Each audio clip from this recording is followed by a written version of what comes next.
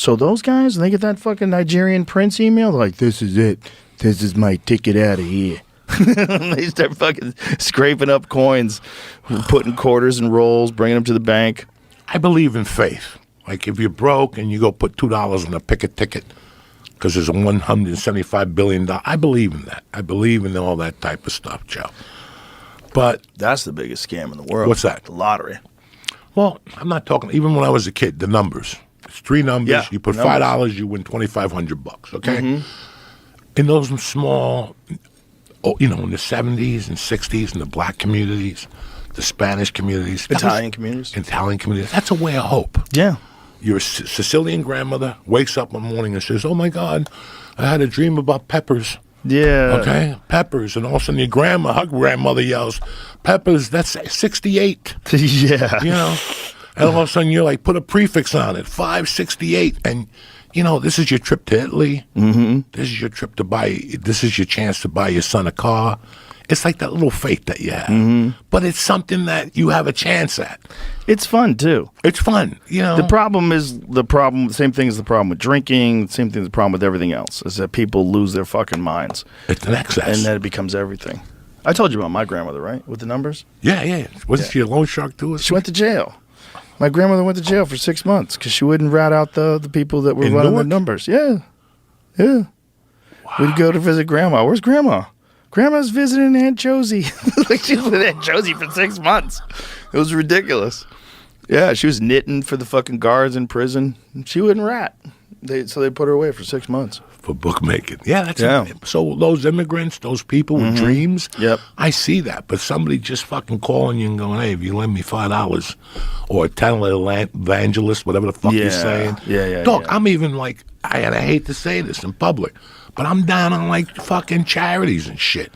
Well, because they don't get the fucking money either unless you donate to St. Jude or something like that. Some guy's driving a BMW. Mm-hmm. And the people I sent the money to, and it's happened to us. We saw it. We gave money and nothing happens. And you're like, what the fuck, guys? So now you just give it direct. Have you ever seen those charts that show like what the money you give to charity, how much actually goes to the cause? How much of it is just overhead? It's some places it's like 90%. It's ridiculous. So it's like 10% of the money goes to the charity. It's a very inefficient thing. And then you have things where the people that are running it are making enormous salaries. And then they're like, look at the Black Lives Matter thing, where the girls are buying $6 million houses. Like, what the fuck are you doing? The fuck are you doing? What are you doing? And like, oh, we use this for events. It's just that happens with so many charities and so many charitable organizations. And then there's charitable organizations like there's foundations that are set up just as tax breaks. So there's like tax breaks involved if you have a foundation. It's a charitable foundation that works towards good causes, like maybe climate change or maybe, something along those lines, health, the global health. And then you get involved in that, and it's a nice way to avoid paying taxes. You move money around. You put money in the foundation. You can kind of move it around.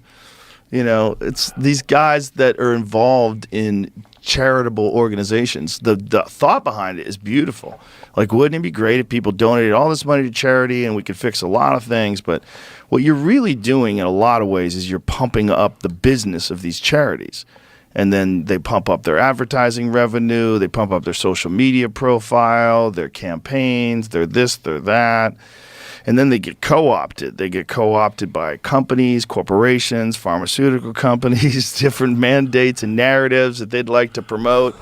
And next thing you know, charitable organizations are a part of the propaganda machine. And it's all being funded by enormous amounts of money. And most of that money does not go to the actual cause itself. It sucks. Have you ever seen the charts? Pull up a chart of where the money goes. Try to find out see if there's a good chart that shows like when I was various like Red Cross, all these different ones. I bumped into a nun once when I was going to Catholic school, and she told me that when people are looking for you for help, like when they're on the side of the street and they're asking you for help, that could be Jesus in disguise. So it fucked my world up. So I started donating as a kid. The first person I donated to was the black kid with the flies on him. that they sent you the picture. Yeah, Sally Struthers. He wrote a letter. And Kinnison had that bit about it. And then I never got nothing after that. I'm writing letters. Nobody's writing me back. I want to know if the kid made it to the 6th grade. I was so fucking pissed as a kid. And then I would do the Heart Association walks. Like, that was my shit. And trust me, I scammed off the top. I'm not going to lie to you. Because I would go to my mother's bar and I'd make them give me like $10 a mile. Come on. Right. You know, I would show up with like $3,000 and think I was a good kid. Finally, like after like the 3rd year, I'm like, they're going to get light this year. I'm making $3,000 fucking dollars here. So look at the Red Cross. What's that? I had it on a better website. That wasn't too bad. It's pretty small, though. Okay. Oh, shit. Let's see what we got here. What percentage? It's Syracuse there. Okay. So this shows you all the money that comes in and how much of it actually goes to programs and how much of it goes to administration and how much of it goes to fundraising.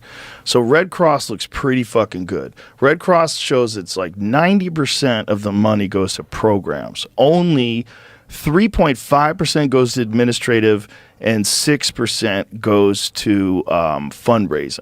So this is what we donated to. Remember when we did those shows in San Diego right after the fire? And I'm like, we can't take money from these people. They just had this massive fire. Let's just donate all the money. So we donated the money to Red Cross because that seemed to be the best one. St. Jude's, 72%. And then it gets, when you start going down the line, it starts getting sketchy. Oh, most of these are this one. They're pretty good. Wounded Warrior. Wounded Warrior is a little weird. 34% back into fundraising. Yeah, but they still at least 60% of it, or close to 60% of it, goes to the actual programs. What's the worst ones though, Jamie? Yeah, the worst ones was a different chart. This is a different chart. I want to see the worst ones. Oh, okay. Those are good ones. Red Cross has always been thought of as one of the best ones. The worst ones, I think. In terms of the amount of money that actually goes to the cause. I think these are mostly UK charities, though. Do they have American ones? Or worldwide ones? Let's see that one. No. Where is it going? That just shows what people are spending on. About worst charity. The worst in terms of the amount of money that goes towards the cause. The top 10 worst charities. It says Kids Wish Network is number 1. Disabled police officers, 4.4% goes to program expenses, and 94% goes to professional fundraising.